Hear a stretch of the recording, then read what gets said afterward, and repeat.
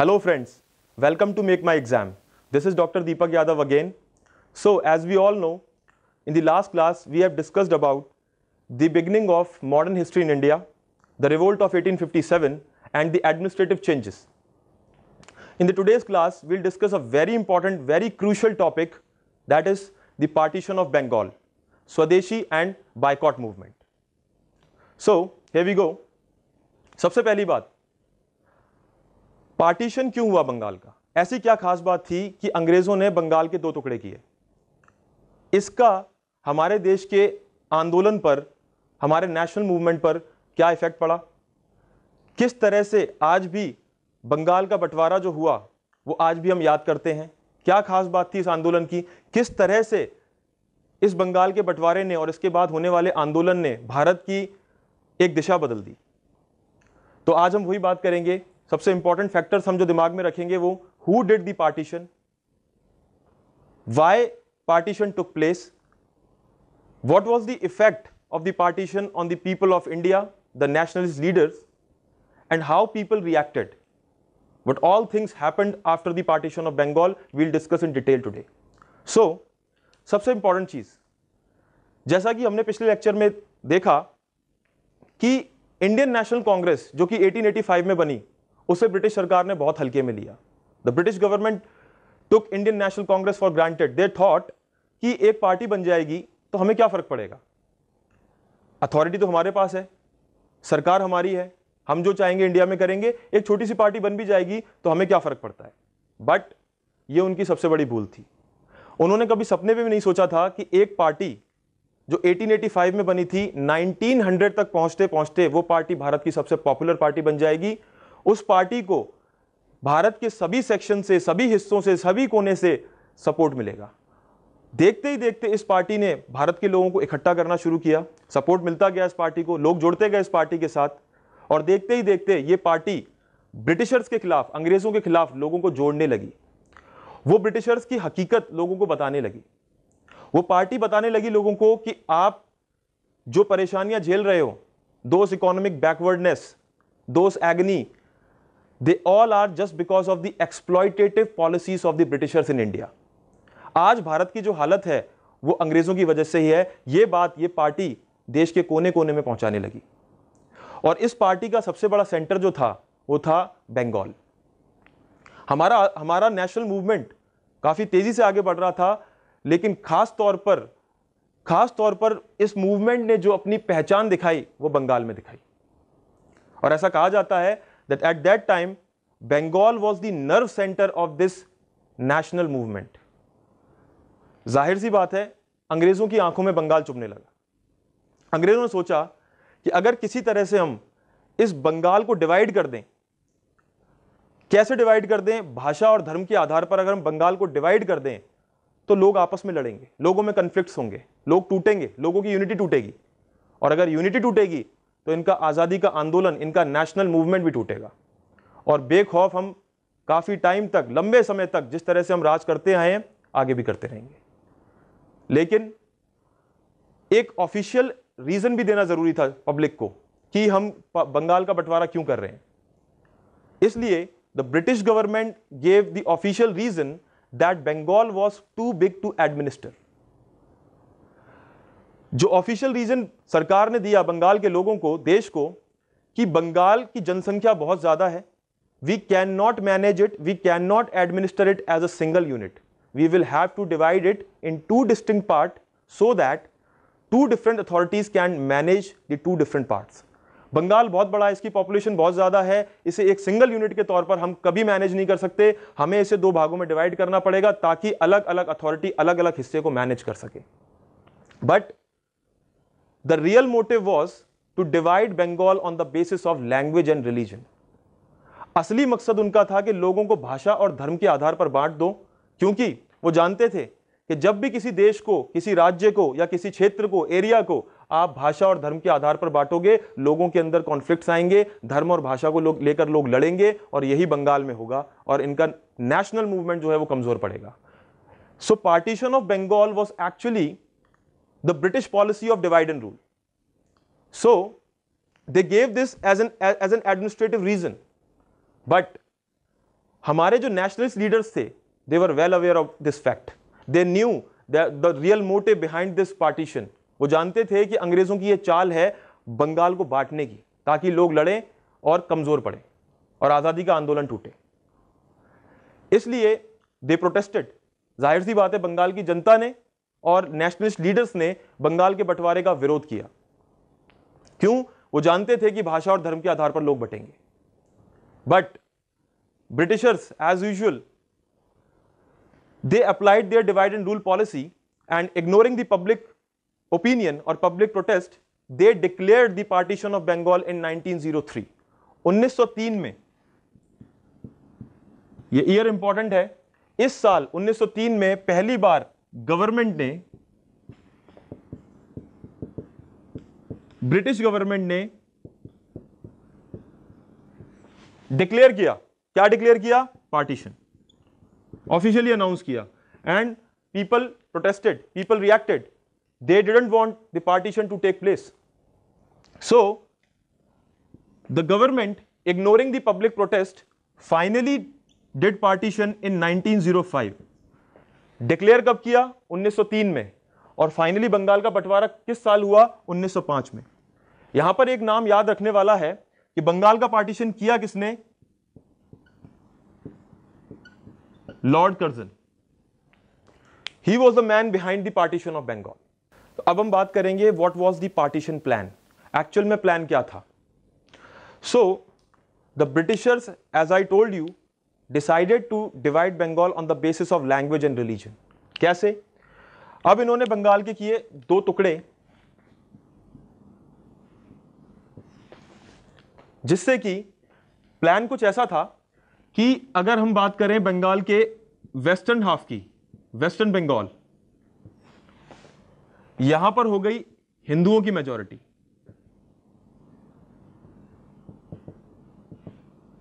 Hindu majority. Eastern half की अगर मैं बात करूं, ईस्टर्न बंगाल की, तो यहां पर हो गई मुस्लिम मेजॉरिटी। तो आप देख सकते हैं एक बंगाल जहां पर हिंदू मुसलमान हर इलाकों में मिलकर रहते थे, अब उनका एक डिमार्केशन हो गया, एक क्लियर कट लाइन बना दी गई कि वेस्टर्न हिस्से में हिंदू मेजॉरिटी में होंगे, ईस्टर्न बंगाल में मुस्लिम्स मेजॉरिटी में होंगे। जाहिर सी बात है, एक हिस्सा हिंदुओं का, एक हिस्सा मुसलमानों का, कन्फ्लिक्ट्स होंगे। धर्म के आधार पर बंगाल बांट दिया गया। एक और पार्टीशन का एक और तरीका इन्होंने अपनाया, ये तो हो गया धर्म के आधार पर, on the basis of religion. अब बात करते हैं on the basis of language. अगर मैं बात करूं कि लैंग्वेज के बेसिस पर इन्होंने बंगाल को किस तरह बांटा, बंटवारे से पहले बंगाल में Bengalis were in majority in all the areas, लेकिन पार्टीशन कुछ इस तरह से किया गया कि बंगाल का एक हिस्सा बन गया बंगाली स्पीकिंग मेजॉरिटी, और एक हिस्से में हो गए हिंदी स्पीकिंग पीपल।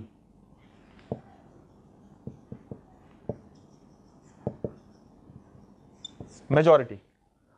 तो आप देख सकते हो, पहले बंगाल को डिवाइड किया गया on the basis of religion. पहले बंगाल को रिलीजन के बेसिस पर डिवाइड किया जाता है। एक हिस्सा बंगाल का वेस्टर्न हिस्सा बन जाता है हिंदुओं की मेजॉरिटी वाला, एक हिस्सा बन जाता है मुसलमानों की मेजॉरिटी वाला, एक हिस्सा बन जाता है जहां पर बंगाली बोलने वाले मेजॉरिटी में होंगे, एक हिस्सा बन जाता है जहां हिंदी और बाकी रीजनल लैंग्वेजेस बोलने वाले लोग मेजॉरिटी में होंगे। अब आप देख सकते हैं कि भाषा और धर्म के आधार पर बंगाल बांटा गया। इससे फ्यूचर में कन्फ्लिक्ट्स होंगे, लोग आपस में लड़ेंगे। लेकिन अंग्रेजों की यह सोच जो थी वो पूरी तरह से गलत साबित हुई। लोग डिवाइड होने की बजाय और यूनाइट हो गए। और इसी पार्टीशन के बाद जो सबसे इंपॉर्टेंट आंदोलन, जो सबसे इंपॉर्टेंट मूवमेंट शुरू किया गया, उसे हम कहते हैं स्वदेशी एंड बायकॉट मूवमेंट। हम बात करेंगे आज स्वदेशी और बायकॉट मूवमेंट की डिटेल में।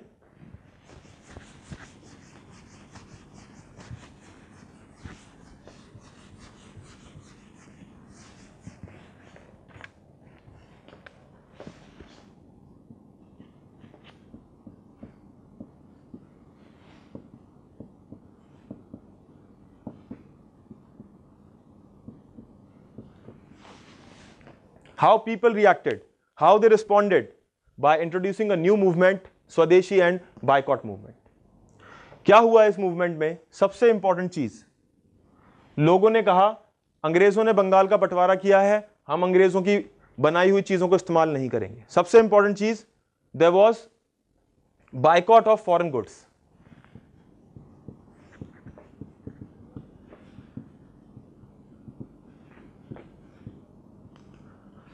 हम अंग्रेजों की बनाई कोई चीज इस्तेमाल नहीं करेंगे। अंग्रेजों की चीज अब इस्तेमाल नहीं करोगे तो क्या करोगे? हम अपनी इंडिजिनस एंटरप्राइजेस खोलेंगे, स्वदेशी। आपको पता होगा आज भी भारत में स्वदेशी आंदोलन ने गति पकड़ ली है, बहुत तेजी से आगे बढ़ रहा है स्वदेशी आंदोलन। उस जमाने में स्वदेशी आंदोलन शुरू किया गया था, तो मेन एम्फेसिस वाज ऑन स्वदेशी और इंडिजिनस एंटरप्राइजेस। एक इंपॉर्टेंट पॉइंट इस आंदोलन का कि अंग्रेजों का सामान हम यूज नहीं करेंगे, हम अपनी स्वदेशी एंटरप्राइजेस खोलेंगे, खुद की फैक्ट्रीज, खुद की इंडस्ट्रीज, खुद सामान बनाएंगे अपना यूज करने के लिए। उसके बाद एक बहुत ही जरूरी चीज जो इस आंदोलन में हुई, जिस तारीख को बंगाल का बंटवारा हुआ वो तारीख है 16 अक्टूबर 1905। 16 अक्टूबर 1905 को ऑफिशियली बंगाल का बंटवारा किया गया, पार्टीशन किया गया। इस दिन को पूरे बंगाल में द डे वॉज अनाउंस्ड और the day was observed as the day of mourning. पूरे बंगाल में यह दिन शोक दिवस के रूप में मनाया गया। लोगों ने एक दूसरे को राखियां बांधी। People tied rakhi to each other to show that we people are still together. हम आज भी एक हैं, इसलिए बंगाल के दोनों हिस्से, आपने भले ही बंगाल के दो हिस्से अलग कर दिए हों, लेकिन हम आज भी एक हैं। इस चीज को दिखाने के लिए बंगाल के लोगों ने एक दूसरे को राखियां बांधी। उसके बाद एक बड़ी इंपॉर्टेंट चीज हुई। आपने एक गीत का नाम सुना है, आप सभी जानते होंगे इस बारे में, वंदे मातरम।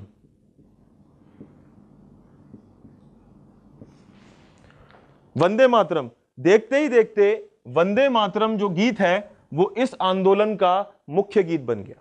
रातों रात लोगों ने इस गीत को इतना गाया कि यह गीत इस आंदोलन का एक बड़ा ही इंपॉर्टेंट सॉन्ग बन गया। अब क्योंकि हम वंदे मातरम पर आए हैं तो कुछ इंपॉर्टेंट बातें कर लें हम वंदे मातरम की, क्योंकि एग्जाम में अक्सर इस तरह के क्वेश्चन आते हैं। जैसा कि हम जानते हैं, वंदे मातरम से जुड़े कुछ बातें करेंगे, कुछ क्वेश्चन डिस्कस करेंगे। यह गीत किसने लिखा?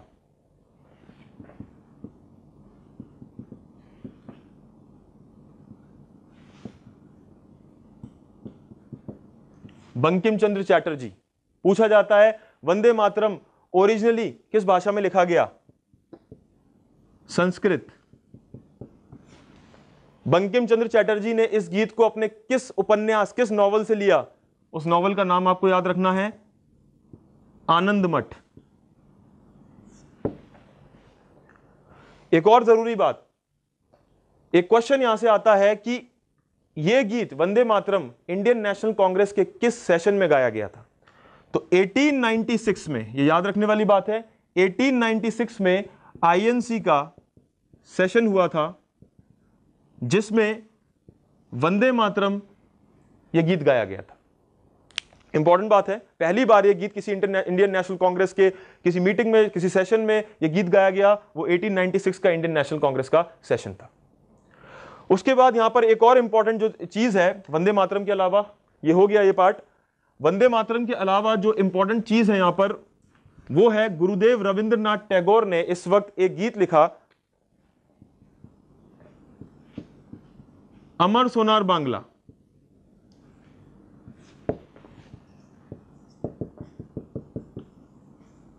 इस आंदोलन के दौरान रविंद्रनाथ टैगोर ने एक गीत लिखा, अमर सोनार बांग्ला। और जरूरी बात यह कि यही अमर सोनार बांग्ला आगे जाकर बांग्लादेश का नेशनल एंथम बना। बांग्लादेश का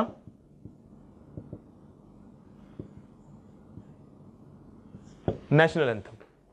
तो कुछ जरूरी चीजें जो कि स्वदेशी और बायकॉट मूवमेंट के दौरान हुई। हम अभी और बातें करेंगे कि ये मूवमेंट आगे किस तरह से बढ़ा। अभी तक तो ये मूवमेंट मॉडरेट, जैसा कि मैं आपको पिछले लेक्चर में बता चुका हूं, कांग्रेस के दो फैक्शन थे, एक मॉडरेट्स और एक्सट्रीमिस्ट। ये सारी बातें जो हुई अब तक, ये किनके कंट्रोल में था मूवमेंट? पूरी तरह से अब तक मॉडरेट्स के कंट्रोल में। तो कुछ बातें स्वदेशी और बायकॉट मूवमेंट में जो कि मॉडरेट्स के टाइम में हुई, वो ये सारी बातें थी। इसके बाद में एक सेशन का यहां जिक्र करना चाहूंगा जो कि बड़ा इंपॉर्टेंट सेशन है एग्जाम पॉइंट ऑफ व्यू से, वहां से बड़ा जरूरी क्वेश्चन बनता है एक, और वो है 1906 का सेशन। 1906 सेशन जो कि कैलकाटा में होता है। इसी दौरान जब हमारा आंदोलन आगे बढ़ रहा था तेजी से, इसी वक्त कैलकाटा में इंडियन नेशनल कांग्रेस का एक सेशन होता है। उस सेशन में प्रेसिडेंट थे दादा भाई Naoroji.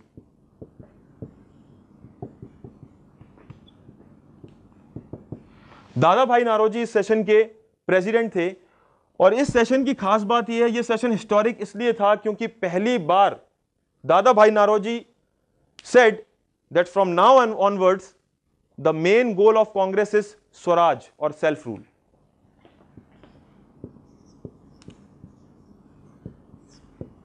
So this word Swaraj, for the first time this word has been mentioned in the movement.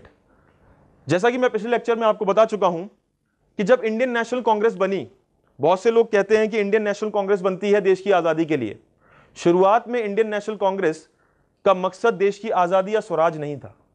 शुरुआती दिनों में इंडियन नेशनल कांग्रेस का मकसद था लोगों की बेसिक डिमांड सरकार तक पहुंचाना, जैसे कि टैक्स कम करवाना। आप जानते हैं कि अंग्रेजों ने किसानों पर टैक्स बढ़ाया हुआ था, बहुत ज्यादा टैक्स लगता था, उस टैक्स को कम कराना। आर्मी पर एक्सपेंडिचर कम कराना ताकि उस एक्सपेंडिचर का हिस्सा लोगों के लिए, लोगों की जरूरतें पूरी करने में खर्च किया जा सके।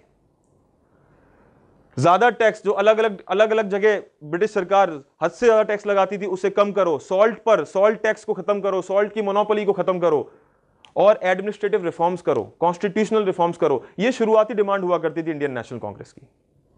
पर जब हमारे जो लीडर्स थे उन्होंने देखा कि ये बेसिक डिमांड्स अंग्रेज पूरी नहीं कर रहे हैं, बेसिक डिमांड तो पूरी कर नहीं रहे हैं, इसके अलावा कर क्या रहे हैं, हम लोगों को भाषा और धर्म के आधार पर बांट रहे हैं। जो हम उनसे मांग रहे हैं, छोटी मोटी डिमांड्स कर रहे हैं, वो तो पूरी कर नहीं रहे और बुरा कर रहे हैं भारतीयों का। इसलिए दादा भाई नारोजी ने फाइनली 1906 के कैलकाटा सेशन में कह दिया कि अब से कांग्रेस को स्वराज चाहिए। Swaraj means self rule. तो this question is very important that in which of the following sessions of Indian National Congress the word Swaraj has been mentioned for the first time? 1906 session, 1906 session, Calcutta, and Dada Bhai Naroji was the president. That is more important, right? So moving forward, और क्या-क्या important चीजें हुई जब extremist इस आंदोलन को आगे लेकर गए, तो क्या-क्या important चीजें इस आंदोलन में हुई, हम वो देखते हैं।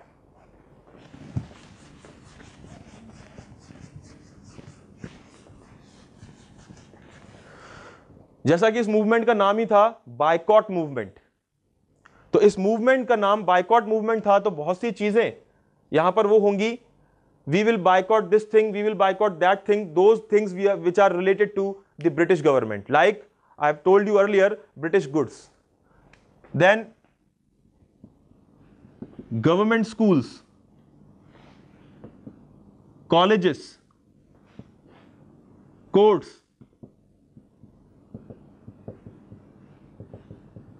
municipalities, they all were boycotted. हम यूज नहीं करेंगे इन्हें। भारतीयों ने कह दिया हम इन सरकारी किसी भी चीज को हम यूज नहीं करेंगे, सरकार के जितने भी इंस्टीट्यूशंस हैं हम इन सबका बायकॉट करेंगे। दूसरी चीज, इस वक्त तिलक, बाल गंगाधर तिलक, उन्होंने नोटिस किया कि शिवाजी और गणपति फेस्टिवल बड़ी धूम होती है इसकी देश में, और बहुत लोग इन दोनों फेस्टिवल्स में आते हैं, तो क्यों ना मैं इस आंदोलन को आगे बढ़ाने के लिए बंगाल से बाहर लेकर जाऊं और शिवाजी और गणपति फेस्टिवल को यूटिलाइज करूं हमारे इस आंदोलन को आगे बढ़ाने के लिए। वहां जाऊं और वहां आई हुई भीड़ को बताऊं कि किस तरह से बंगाल में इन लोगों ने गलत किया है, आप आइए हमारे आंदोलन से जुड़िए, हमारा साथ दीजिए और इस मूवमेंट को आगे बढ़ाइए। तो दो इंपॉर्टेंट फेस्टिवल जिनका जिक्र मैं यहां करना चाहूंगा, जो कि एग्जाम पॉइंट ऑफ व्यू से बड़े इंपॉर्टेंट है, पूछा जाता है which of the following festivals were utilized by Bal Gangadhar Tilak so as to extend the national movement outside Bengal. Shivaji and Ganpati festival, इन दो फेस्टिवल्स का नाम आप याद रखिएगा, एग्जाम पॉइंट ऑफ व्यू से दे आर वेरी इंपॉर्टेंट। उसके बाद क्योंकि जैसा आपने देखा थिंग्स आर रिलेटेड, आपने सरकारी स्कूल और कॉलेजेस छोड़ दिए, तो कहीं तो आपको एजुकेशन की बात करनी होगी। तो यहीं पर हमने बात की स्वदेशी एजुकेशन की, मींस अपने खुद के स्कूल्स, अपने खुद के कॉलेजेस, और इसके लिए देश में कई नेशनल स्कूल्स और कॉलेजेस खोले गए।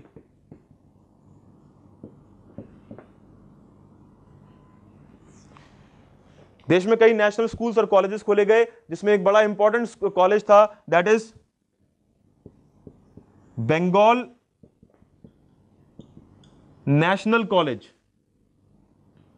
बंगाल नेशनल कॉलेज, ये इंपॉर्टेंट है, पूछा जाता है कि बंगाल नेशनल कॉलेज के प्रिंसिपल कौन थे?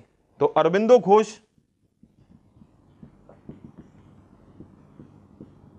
Aurobindo Ghosh was the principal of Bengal National College. यहां पर एक और इंपॉर्टेंट पॉइंट, जो कि स्वदेशी में, स्वदेशी और बायकॉट मूवमेंट की अगर मैं बात करता हूं तो एक बड़ा इंपॉर्टेंट पॉइंट आता है, दैट इज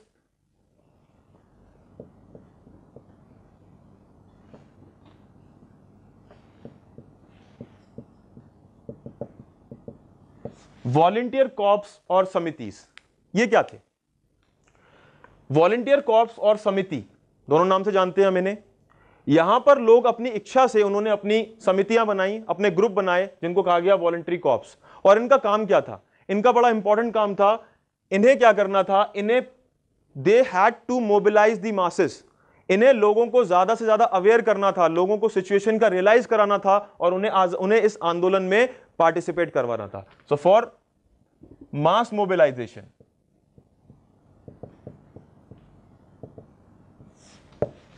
ये इंपॉर्टेंट है। इसमें एक इंपॉर्टेंट एक एग्जांपल मैं आपको दे सकता हूं, स्वदेशी बांधव समिति। फॉर एग्जांपल, एक समिति बनी थी, काम क्या था? मास मोबिलाइजेशन, ज्यादा से ज्यादा लोगों को आंदोलन में इकट्ठा करना, उन्हें अवेयर करना कि किस तरह से बंगाल में गलत हुआ है।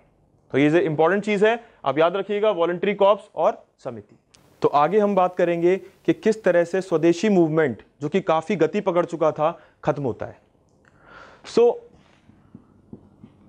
1908 तक आते आते स्वदेशी और बायकॉट मूवमेंट का एक ओपन फेज खत्म हो गया था।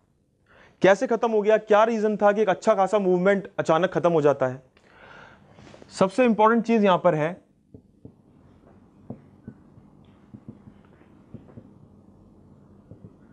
There was severe government repression. सरकार बहुत सख्ती से पेश आई। फॉर एग्जाम्पल, वो स्टूडेंट्स जिन्होंने पार्टिसिपेट किया था, उन कॉलेजेस की एफिलिएशन रद्द कर दी गई। उन स्टूडेंट्स को मना कर दिया गया कि इन्हें गवर्नमेंट जॉब्स नहीं मिलेंगी, इन्हें किसी भी तरह की स्कॉलरशिप नहीं मिलेगी। There was public beating, large scale detention and arrest. बहुत सख्ती से सरकार पेश आई। इस वजह से कुछ लोग मूवमेंट से पीछे हट गए। दूसरी इंपॉर्टेंट वजह जो थी, there was internal clashes among, जैसा कि मैंने आपको पिछली बार बताया था, कांग्रेस के दो फैक्शंस, मॉडरेट्स और एक्सट्रीमिस्ट। दोनों की आइडियोलॉजी मैं डिस्कस कर चुका हूं, अलग अलग थी। क्योंकि दोनों की आइडियोलॉजी अलग थी, इसलिए दोनों में डिसएग्रीमेंट होता रहता था। और वही डिसएग्रीमेंट आगे जाकर उसने क्लैशेस का रूप ले लिया, बहुत बड़ी लड़ाई का रूप ले लिया। तो आपस में कांग्रेस के लीडर्स की भी नहीं बनती थी, तो देयर वर इंटरनल क्लैशेस। तो दोनों एक्सट्रीमिस्ट और मॉडरेट्स दोनों मिलकर इस आंदोलन को उतनी अच्छी तरीके से आगे लेकर नहीं जा पाए जितनी की उम्मीद थी, क्योंकि आपस में ही दोनों की आइडियोलॉजीज मैच नहीं करती थी। फॉर एग्जाम्पल, जहां मॉडरेट्स का यह कहना था कि इस मूवमेंट को अब खत्म कर देना चाहिए, तिलक जैसे लीडर का कहना था कि हमें इस मूवमेंट को बंगाल के बाहर पूरे भारत में फैलाना है, इसे नेशनल लेवल का मूवमेंट बनाना है। तो ये कुछ ऐसे डिफरेंसेस थे जिनकी वजह से दोनों ग्रुप्स में क्लैशेस थे और ये मूवमेंट जो है वो गति आगे पकड़ नहीं पाया जो इसे पकड़नी थी।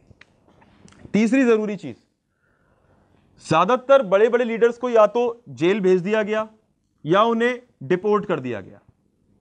इस वजह से भी आंदोलन जो है वो थोड़ा सा धीमा पड़ गया। कुछ बड़े बड़े लीडर्स ने एक्टिव पॉलिटिक्स से रिटायरमेंट ले लिया, जैसे कि बिपिन चंद्र पाल,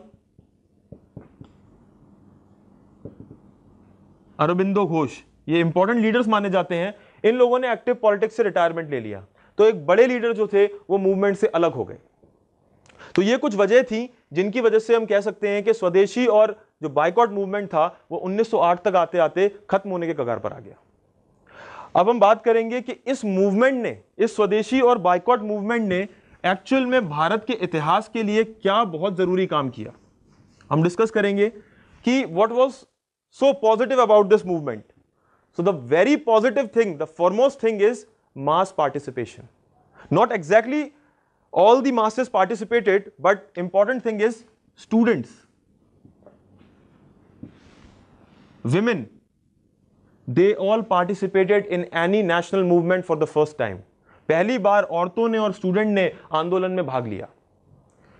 दूसरी जरूरी चीज, the movement didn't remain confined to political spheres only. यहां पर बात सिर्फ पॉलिटिक्स के दायरे में रहकर नहीं की गई, यहां पर वो सारे प्रिंसिपल्स लगाए गए जो कि एक आंदोलन के लिए जरूरी होते हैं. For example Gandhian principle, socialism की बात की गई, रिवॉल्यूशनरी आइडियाज की बात की गई,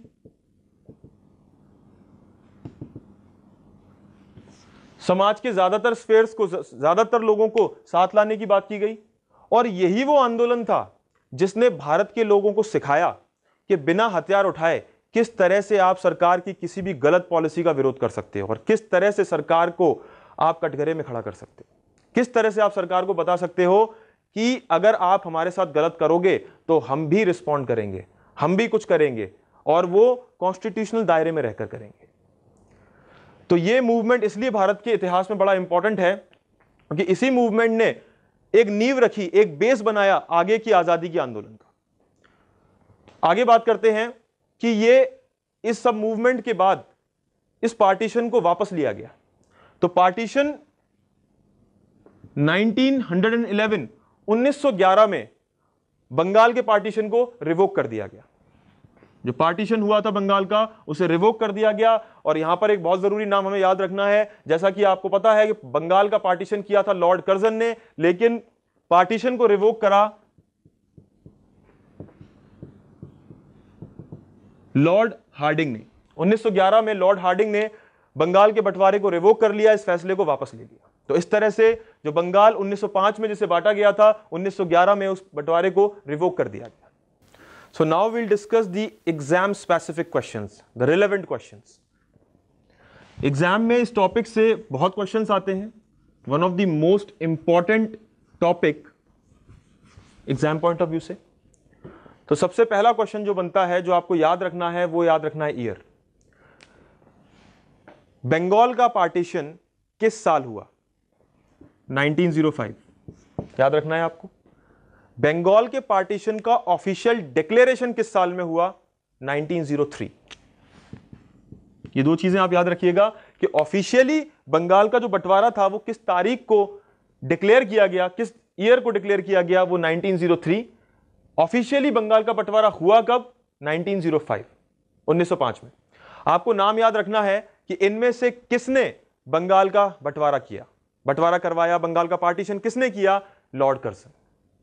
अगला बहुत इंपॉर्टेंट क्वेश्चन बनता है कि बंगाल के पार्टीशन के बाद लोगों ने किस तरह से रिस्पॉन्ड किया, या फिर कौन सा आंदोलन है जो बंगाल के पार्टीशन के बाद चलाया गया? स्वदेशी एंड बायकॉट मूवमेंट. क्वेश्चन कुछ इस तरह से भी आ सकता है कि which of the following statements are correct about the swadeshi and boycott movement.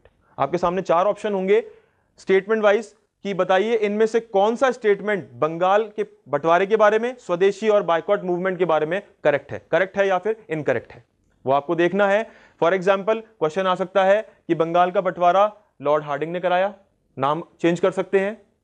स्वदेशी और बायकॉट मूवमेंट के बारे में जो भी बातें मैंने आपको बताई हैं वो ऑप्शंस में आप उन्हें ध्यान दीजिएगा कि कौन सी बातें मैंने आपको बताई थी. फॉर एग्जाम्पल रविंद्रनाथ टैगोर वाला क्वेश्चन आ सकता है कि इसी वक्त रविंद्रनाथ टैगोर ने एक गीत लिखा था अमर सोनार बांग्ला, करेक्ट आंसर है. क्वेश्चन आ सकता है कि तिलक ने दो फेस्टिवल्स को यूटिलाइज किया स्वदेशी और बायकॉट मूवमेंट में, करेक्ट है. तो आप इन चीजों का ध्यान रखिएगा. अगर आपको स्वदेशी और बायकॉट मूवमेंट के अंडर जो जो चीजें मैंने आपको बताई हैं, अगर आप उन चीजों को ध्यान रख सकते हो तो स्टेटमेंट वाले क्वेश्चन में आपको कोई प्रॉब्लम नहीं आएगी. वंदे मातरम वाले क्वेश्चन को याद रखिएगा. वंदे मातरम से अक्सर क्वेश्चन, क्योंकि वंदे मातरम इस वक्त एक गाया गया गीत था, इसलिए वंदे मातरम से कुछ बेसिक क्वेश्चंस आ जाते हैं कि वंदे मातरम किसने लिखा, कौन सा नॉवल था. मैंने बताया आपको कि आनंद मठ नॉवल था, किसने वो लिखा, उसके बाद कांग्रेस के कौन से सेशन में उस गीत को गाया गया, किस भाषा में लिखा गया, तो ये सारी बातें हमें ध्यान रखनी है एग्जाम पॉइंट ऑफ व्यू से। तो I hope you like this lecture and this will help you while preparing for your upcoming exams. Thank you so much, and if you like the lecture, please do like, share and subscribe.